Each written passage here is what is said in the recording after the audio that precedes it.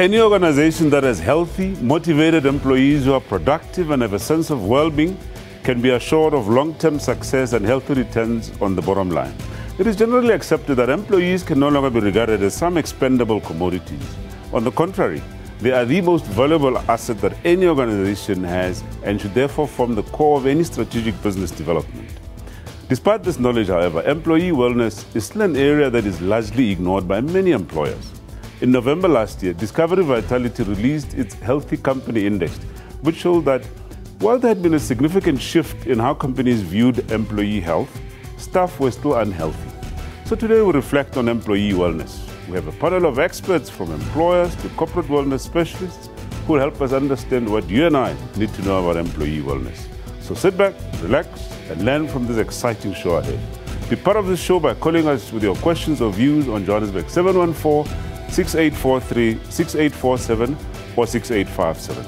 Or interact with us on our Facebook page, SABC Health Talk, and on Twitter at SABC Health Talk, including our email address, healthtalk@sabc.co.za. I'm Dr. Sello Mutaung, and this is Health Talk.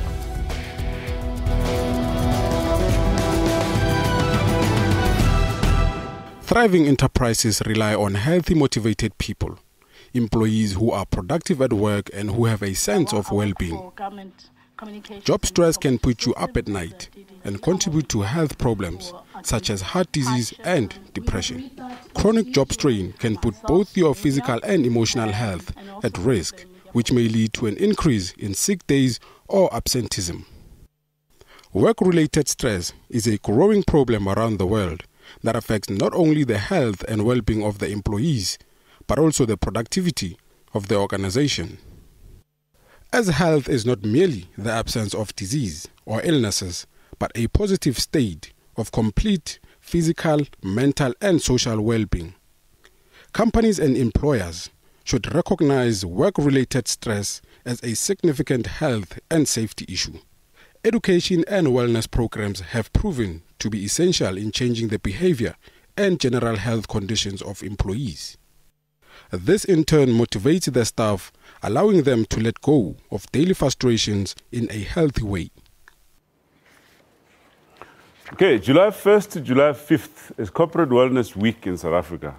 And there's therefore been a lot of focus on the subject of employee wellness. Let's understand more about this subject from our special guests. First up is Dr. Fundile Nyati, who is the Chief Executive Officer of a company called Proactive Health Solutions in Johannesburg. And we also have Mr. Damon Said.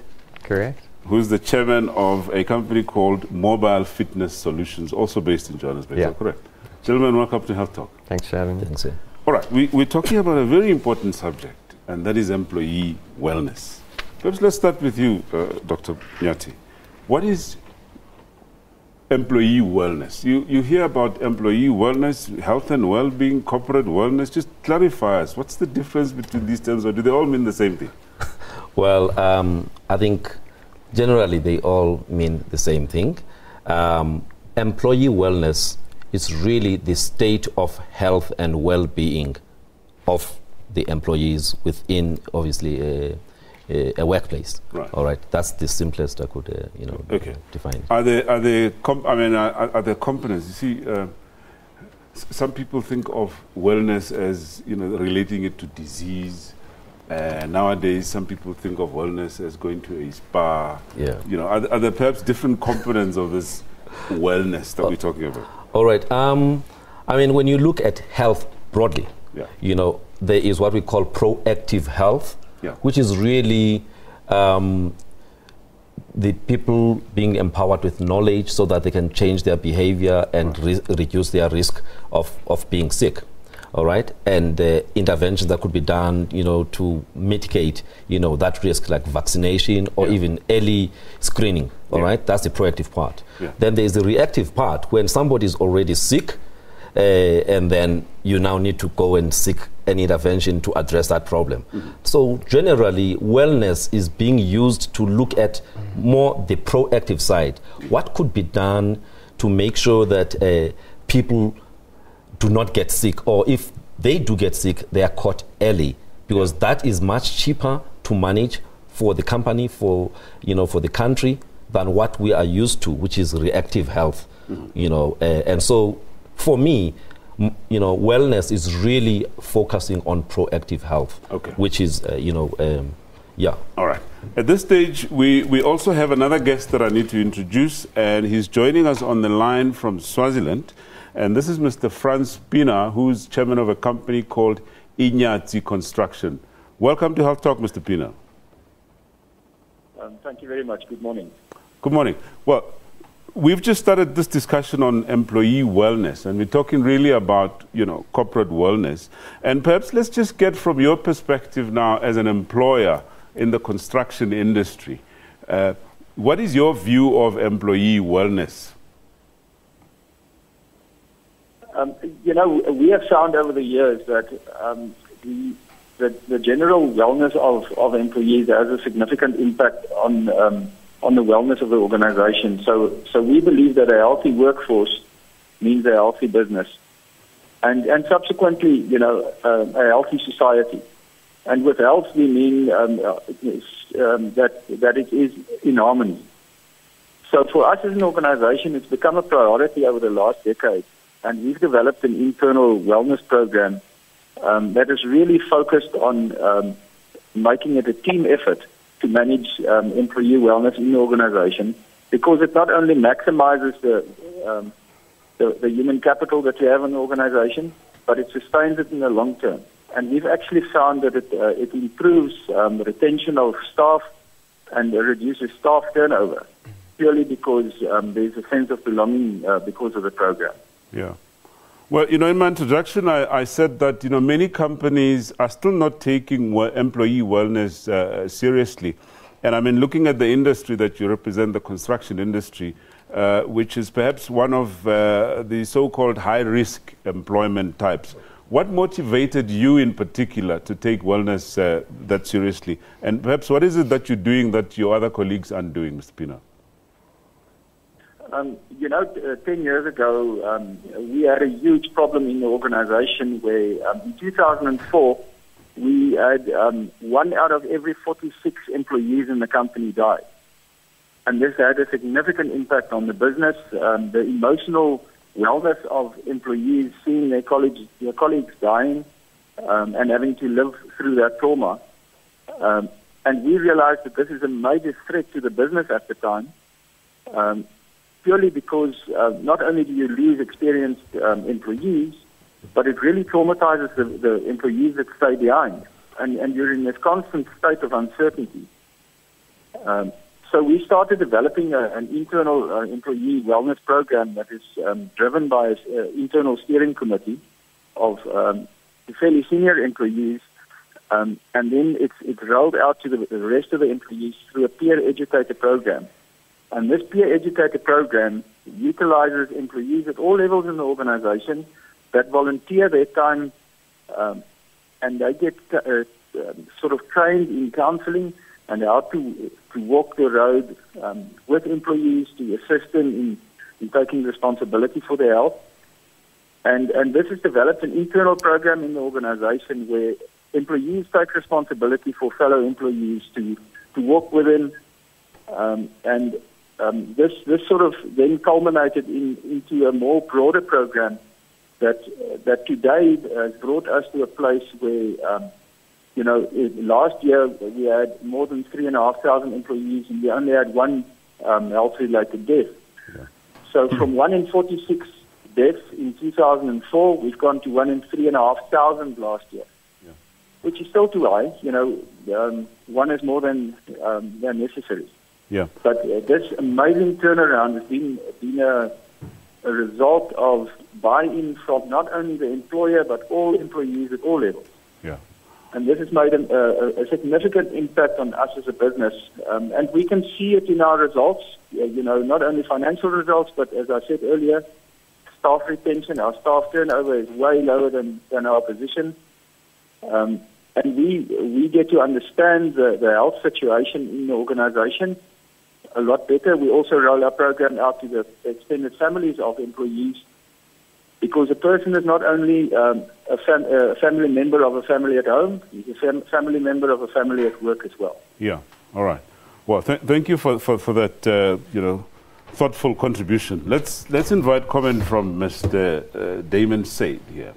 Your company is called Mobile Fitness Solutions. Correct. Tell us a bit about mobile fitness. What exactly do you guys do? Well, originally we started off with fitness consultants, personal trainers. This was about 8 years ago. Yeah. And we saw a need for corporate health and corporate wellness. Yeah. Originally we started sending yoga instructors, personal trainers, Pilates instructors to companies. And we gradually grew from there to the place where we are now.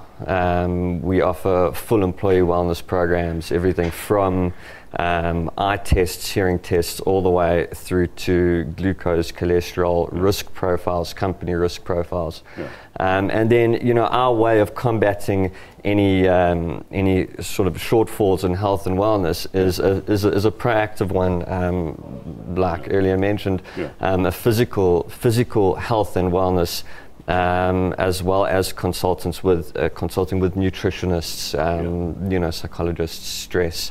Well, Dr. Nyati, the reason I asked him about mobile fitness because, the impression for some employers is that wellness is about having a gym in the workplace. So we're really talking here about integrated health and wellness. Yeah.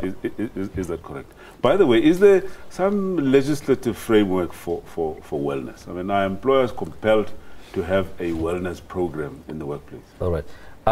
Look, in certain segments of the continuum, there is, or there are some laws that, compel the employers, to put up certain programs. For example, the guest that you had over the phone now. In the construction industry, for example, issues of occupational health are legislated. Right. So there are certain things that need to be done to be able to make sure that people do not get to be sick as a result of the work. So that component is legislated. In areas like HIV and AIDS management in the workplace, also, there are, legislations around that, even codes of good practice, all right? But in the area, of proactive wellness, the screening for non-communicable diseases and other, kind of illnesses, there is no legislation. So it's a bit of both. Okay. All right. All right. Okay. Well, okay. After the break, we look at the problem of absenteeism at the workplace. Please stay with us.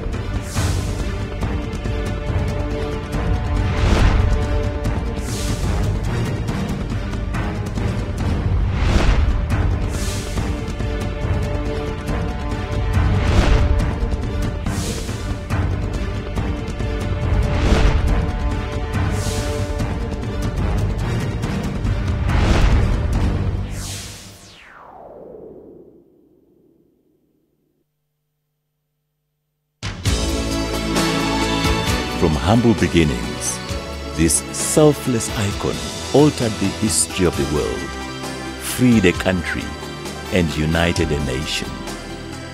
He taught us humility and forgiveness. To the world, he is Nelson Rolihlahla Mandela. But to us, he is simply Tata Madiba.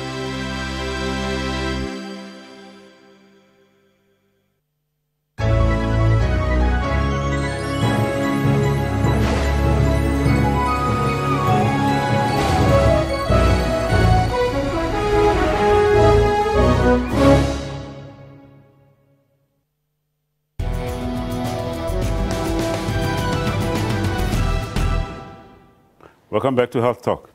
Now, employee absenteeism costs the South African economy close to 20 billion rands per annum, and employers are said to be sick of absenteeism. It's no surprise, therefore, that absenteeism is amongst the list of common reasons for disciplinary action at the workplace.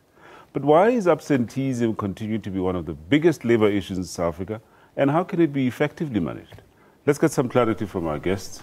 We still have Dr. Nyati, CEO of PHS, and Mr. Damon Said, MD of Mobile Fitness Solutions. Now, Dr. Nyati, start with you again. Okay. Absenteeism. What is absenteeism in simple terms? In simple terms. Well, I mean, absenteeism is the absence of an employee at work at a time that he or she is scheduled to be at work. Right. Okay. Yep. So we're talking really about unscheduled. We're not talking about the one that's planned, it's annual leave or it's maternity leave and that sort of thing. Well, I mean, broadly, absenteeism, that's what I defined. But the one that's really problematic for employers is the one that is unscheduled. You expect the employee to be at work and he or she does not come to work. That's the one that is big problem in South Africa. Okay. Mr. Said, we hear about this other concept of, some people regard it as another form of absenteeism, and they call it presenteeism. Do you want to just take us through that? Well, presenteeism really is coming to work when you shouldn't be at work, coming to work sick. There are other definitions of presenteeism, but I think what we're talking about here is presenteeism in its most basic form, coming to work sick. The problem with that is not only are you unproductive when you're ill, and it obviously is causing a lot of stress to you, but you're also leaving your germs all over the place. And what that's going to do is probably make everyone else sick as well. So that's an interesting way of looking at this other definition of presenteeism, isn't it? So, because you're not productive. But there's the other one, Dr. Nyati, that you're not sick, but you're just doing nothing. You're not being productive. Yes, well, I mean, in the definition that he came up with, somebody's got a genuine problem. But in other situations, somebody is at work, not being productive, sometimes feigning illness, but actually there's nothing, it's just what they call lame and lazy type of employee. But the biggest problem, as you quite rightly said, is sick absenteeism. Just give us a sense of what the figures are in South Africa for sick absenteeism, and how do we compare with the rest of the world, by the way? Look, South Africa is one of the countries where there's a big problem of sick leave abuse. Okay? Now, when you look at South Africa, and I'll just use what they call the Global Competitiveness Report, the latest one. Out of about 140 odd, countries that were surveyed, we came at about number 56, and we've been dropping for the last 3-4 years. All right, and when you zoom in as to why are we dropping as a country, the area around the management of labor is a big problem, and within that, absenteeism is a big contributor. And so we are not doing very well as a country. Even if you look at what they call the Human Capital Index, again, countries like Botswana, Malawi, Mauritius, they are doing much better than us. And again, when you zoom in, what is the problem? The area around people management, and it zooms into things like management of absenteeism and other labor relation issues. They are a big contributor to why we're not doing well. So really, as a country, we have a major problem. Well, we'll come back to management of sick absenteeism, because that's really what employers should be doing out there. But coming back to you, Mr. Said, you see, we have this problem of sick absenteeism. But sometimes people have genuine reasons, sometimes not so genuine reasons. Let's look at the causes of sick absenteeism. What, in your view, drives absenteeism? Well, so research done has shown that only 1 in 3 people taking a sick day is actually sick, and up to 40% of sick notes were created without an actual diagnosis. So, sick leave can be due to so many things: stress at home or at the workplace. When people get depressed, don't want to carry on going to work, don't enjoy work. I mean, you know, I know it's hard to say you should enjoy your job, but you know, there's got to be some form of reason for you to wake up in the morning and want to go to work, not just earning a salary and getting by. You know, and unfortunately, we're a culture of now, you know, wake up, do your routine, go to work, come home, and that I think plays a part in people not pitching up for work, you know, almost like taking a sick day. Also because, you know, they've got sick leave owed to them, so why not use it? I think that's another reason. Interesting one. That why not use sick leave owed to you? Yes. Just tell us about this concept of, you know, people, when they look at their leave, they say, well, I have my annual leave and I have my sick leave. Yeah. So I've taken my annual leave, I haven't taken my sick leave. Just, please, just help us with this concept of sick leave and entitlement. All right. Look, the Basic Conditions of Employment Act regulates, you know, the minimum number of days that employees are entitled to during a sick leave cycle. All right. You know, it's usually 30 days for a 5-day worker, 36 days for a 6-day worker. All right. Now, that is in a 3-year cycle. Now, what you normally see then is that if employees have not used those days because they were not sick, towards the end of that cycle, they will think, you know what, if I don't use these days and the cycle is expiring, these days are going to be forfeited. But so why don't I just, you know, ask my doctor to book me off? And when I was working in Port Elizabeth many years ago, employees would come and demand and say, Doc, I want you to book me for 2 weeks. If you don't give me these days, you know, they would use a word, these boys are going to take my leave, you know. So, you know, basically there is that entitlement. Yeah. But I think it's important to differentiate between, you know, annual leave that you're genuinely entitled to, and sick leave. Yeah. Well, look, there definitely is a difference, you know. This other one, in case you are genuinely sick, you have these days that you can make use of, all right? But if you don't fall sick, then you shouldn't be using these days. But that's where the abuse happens, because between the patient or the employee and the doctor or other, you know, healthcare professionals, there is collusion most of the times, whereby sick notes will be produced and presented to the employer, and just behind the scenes, that person is not sick. Let's remind our viewers in terms of the impact that absenteeism has at the workplace. Well, I mean, like you said earlier, 16 billion rand has cost South Africa in a year. And if you look at the States, we're looking at $500 billion in a year.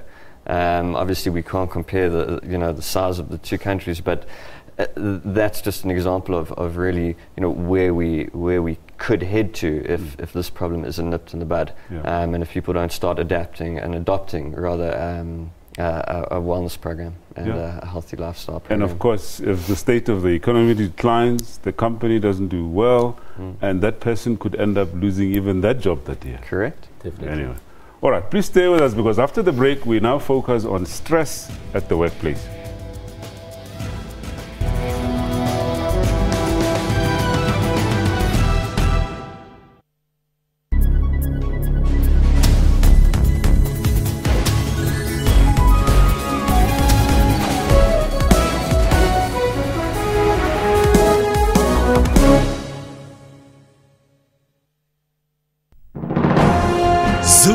Into Africa.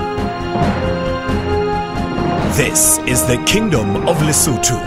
The leader is King Letsie III. The Kingdom of Lesotho attained full independence on 4th October in 1966.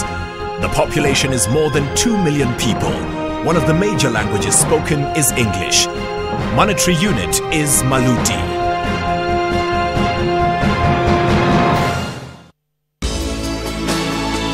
From humble beginnings, this selfless icon altered the history of the world, freed a country, and united a nation. He taught us humility and forgiveness. To the world, he is Nelson Rolihlahla Mandela. But to us, he is simply Tata Madiba.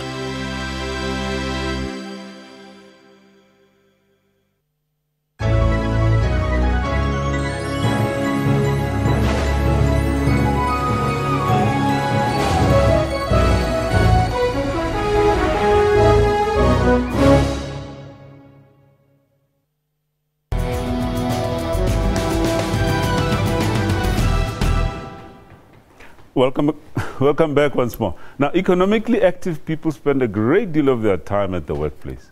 Now, whether or not this time is spent on doing actual work or on social media shall be a subject for another show.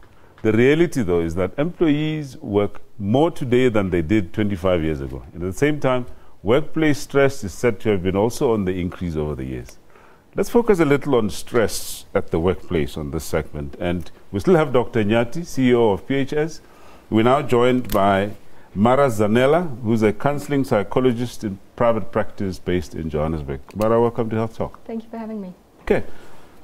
We're on to another very important subject, stress at the workplace. You know, I mean, it's a common thing, you know, to hear somebody say, oh, I'm stressed, either because of my job or I'm stressed because of my boss or my colleague. Just tell us, in simple terms, what is workplace stress? Well, it's interesting because there's different types of stress. Right. So, you know, we all have some positive stress, and stress gets us motivated, stress gets us to do work, meet deadlines, all those types of things. But negative stress is where it feels like the demands placed on us outweigh the resources that we have available. Right. So whether that's practical resources or psychological resources, we don't feel like we can cope with the demands that are placed on us. And that happens often in the workplace. So people will take on more work, there's more expectation, maybe there's not enough staff in the organization, so people are expected to do a lot more than actually they're capable of.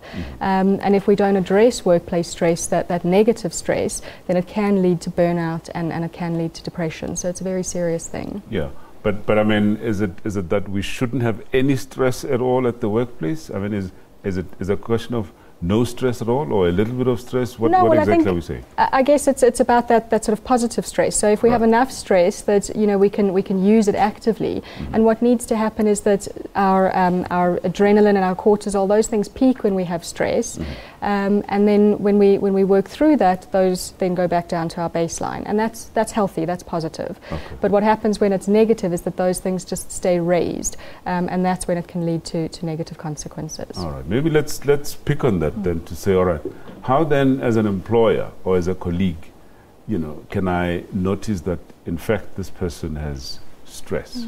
What are the typical signs and symptoms, you know, if... Well, I think something that you were talking about earlier, people not wanting to get up to go to work, people not concentrating when they're at work. I mean, we know when it comes to depression that there are actually a lot of cognitive symptoms. So people have forgetfulness, people can't execute a task as they normally would do.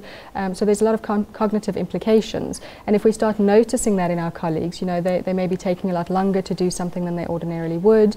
Maybe their mood has changed quite significantly. They might be a bit agitated, a bit sort of on edge. All of those things might be pointing to symptoms of being stressed and potentially burnout and depression. Can people conceal them? I mean, is it easy to notice, or does it often take time? Well, I suppose if you know your colleague quite well, you would probably be able to pick up on it. Again, from a manager's perspective, if the employee has been, you know, doing their work quite well, a very effective employee, and all of a sudden that starts to change and they start making mistakes, or there's sort of workplace accidents, those types of things, then that might be an indicator that something's going on. Are there any long-term effects, perhaps? You know? Well, absolutely. So if it's not addressed, then it can lead to burnout, and burnout can cause depression and anxiety symptoms. So there are definitely long-term consequences. Now, Dr. Nyati, we'll come back to Mara just now, but the impact that, you know, stress has at the workplace, perhaps from a point of view of the employer now, what impact does it have on the employer? Well, I think there's a big impact, you know, to the employer, because again, Mara mentioned that people get burned out, and at some point it becomes an illness. Now, when they have got, you know, depression or even anxiety illnesses, most of the time they go consult their GPs or even psychiatrists. And so they are off from work, and usually for long periods of time. Right. just in my experience working in the public sector or working with clients in the public sector, especially the ones in the security justice cluster of government departments. People are absent 3 months, 6 months, 9 months, and at a certain point, then they come back and say, you know, I want to be boarded, what they call medical boarding or ill health retirement. So it deprives employer of productivity for sustained periods. They have to pay for replacement employees during the time these people are away, whose level of productivity may not be at the same level, but it can also lead to early exit from work, which means, you know, those retention strategies for the employer, you know, don't do well. So it's a major problem, and I see a lot of that in the public sector. That is both the government side and also state-owned enterprises. But even in the private sector, you do see the same situation. Interesting point. Maybe let's just pick up on that now. Looking at the causes and risk factors for stress at the workplace. Let's start off with the employment types. You know, he just went through you know, the security industry and so on. Are there any work environments perhaps that are high risk, as it were, for, you know, a lot of stress? I think it would depend on the individual. Right. So I think different types of employment have different types of stressors, and those are also going to impact on the individual you know, sort of differently. So somebody who's in the finance industry might be able to work quite well under those types of stress. Somebody in a construction industry might have different stress, but they might not be able to manage that. So I think it's very much about the individual and how they're able to cope with that, and then the support from the employer and you know, what kind of information they get, training they get, all of those types of things to assist them in those roles. We often hear people talk about psychometric tests that are conducted, you know, before people join certain employment types. Tell us about that. Why are these done? Well, often psychometric tests, there's different types. So there's tests to sort of see somebody's intellectual capacity, but there's also personality tests, whether they would be appropriate for a certain type of role. So people might do those types of tests to determine whether this person would be appropriate in this type of role. Having said that, it's not guaranteed. So somebody on paper who looks like they would fit in quite well might actually not manage that environment in the best way. But that would be why people do those psychometric tests. It just helps to give an indication of whether that person would be suitable. Yeah. Well, I mean, the one example that comes to mind now is that of, you know, the police work. You know, some people regard police work as being highly stressful. And in fact, we had stories in the media recently of people reaching a tipping point where, you know, there's all sorts of consequences, suicide, murder, and that sort of thing. So are there different levels of resilience within individuals, as it were? I think so, yes, but I think the police services is a good one to point out, because they are, you know, most of our first responders, so police, firefighters, ambulance, EMS, they are put into situations that are out of the ordinary, and they're put into those situations on a daily basis. And that is something that's actually quite difficult for people to manage. You know, once or twice, a couple of examples, we might be quite resilient and we might be able to work through that. But in those types of environments, those employers should be looking after their staff in a different way, where they are getting the support. They are having opportunities to debrief or talk to somebody, or, you know, whether it's physical exertion or exercise or those types of things that will help them. So I think you're right, those types of environments will be more difficult. Okay, that's more for the employer, what the employer needs to do. What about the employee? Well, again, I think the employee needs to know when they need help, and whether they can ask for that, I suppose, is a different story. But, you know, to know for ourselves whether I'm feeling overwhelmed, whether you know, my mood has changed, if I can't get up, I don't want to go to work, those are things for me to notice, and for me to be able to go and access the support that I might have. Most of these companies do have some kind of employee assistance, but often it can be very difficult to access that, or to feel like you can access that. But there are other, you know, public sector places that people can go to, whether it's telephone counselling or that type of thing, that they could access to get that support. But I suppose it starts with being able to recognise that something's going on with you. And not harboring it for too long. Exactly. And disconsult. Well, this is very interesting. Well, thank you so much for your contribution. Thank you. All right. So The question then is, how do employers design employee wellness programs? Well, we'll find out at the break. Please stay with us.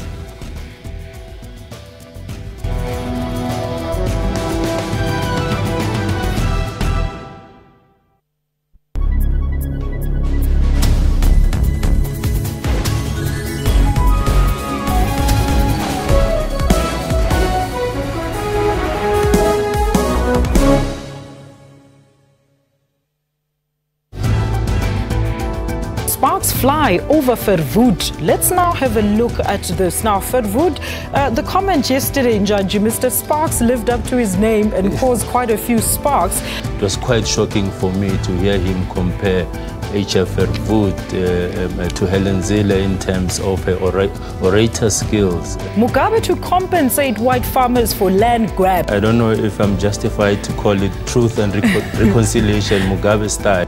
Watch Media Monitor with me, Alicia Jali, Sundays at 9 a.m. only on the SABC News Channel.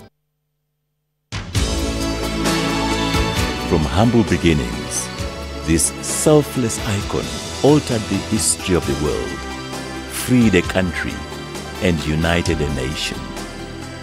He taught us humility and forgiveness. To the world, he is Nelson Rolihlahla Mandela. But to us, he is simply Tata Madiba.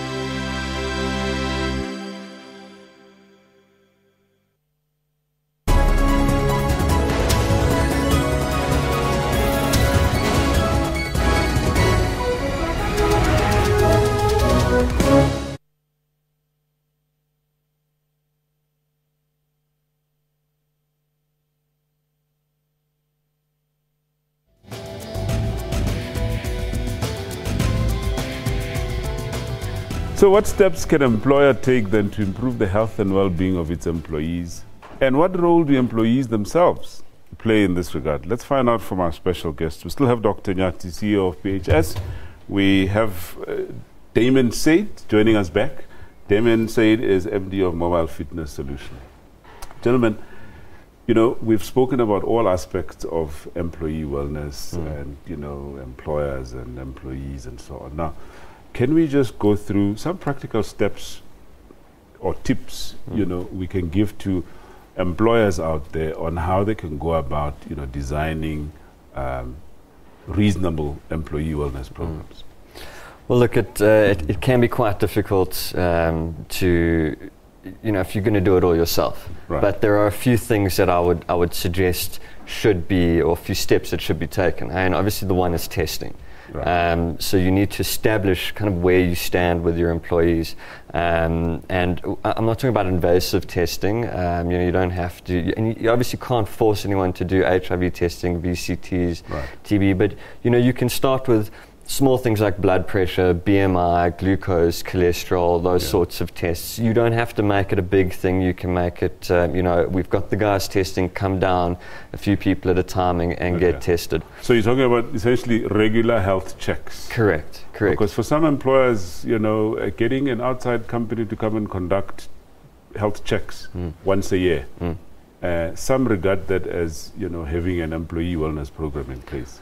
You see, it's not really, and we often get requests to please come and do the bare minimum. And we say, look, we will. And I mean, we can't say, well, legislature says you have to do this, because it doesn't. But we can suggest that they don't just start and they don't end with these tests. You know, once you've done the tests, and they should be done regularly, not just once a year.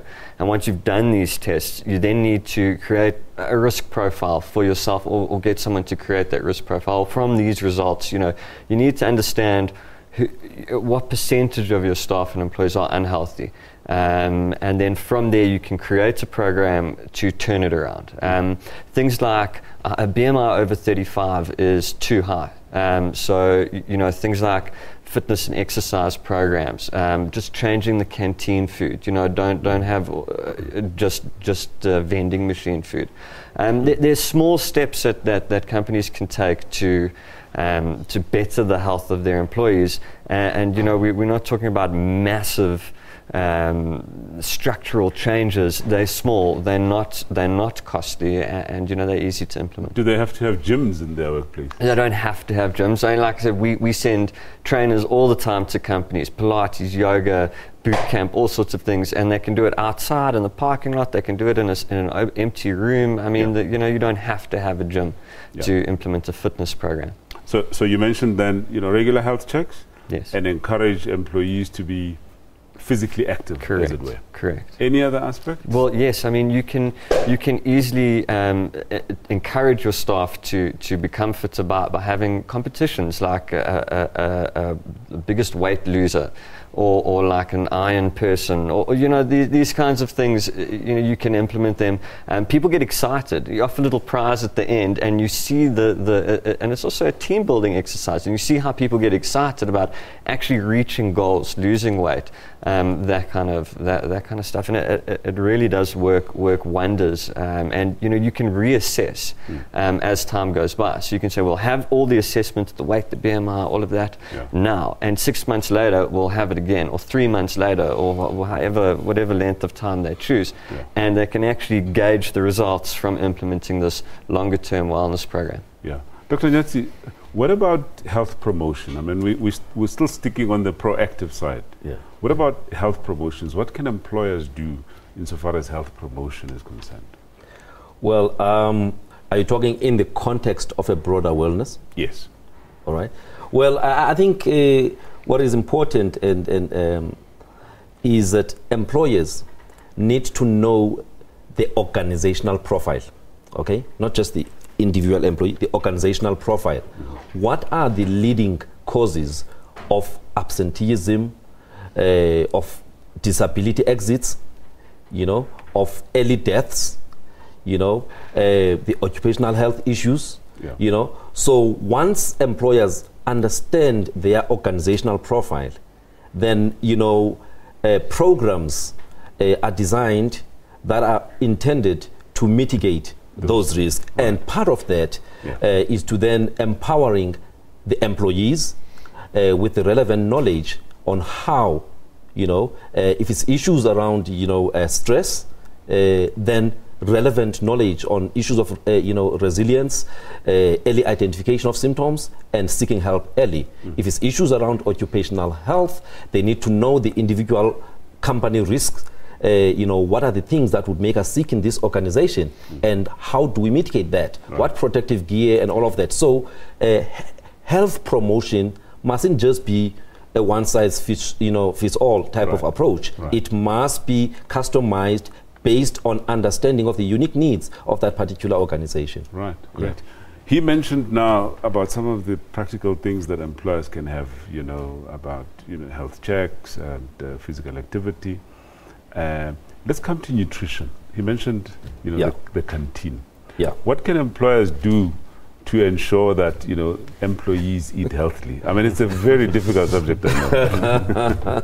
Well, look, in the work that I do, one of the things that we do now is what we call executive medicals, all right?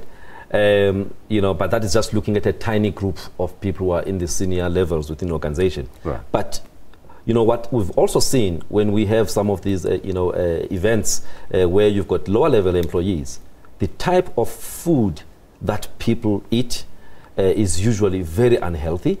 Lots of carbohydrates. Yeah.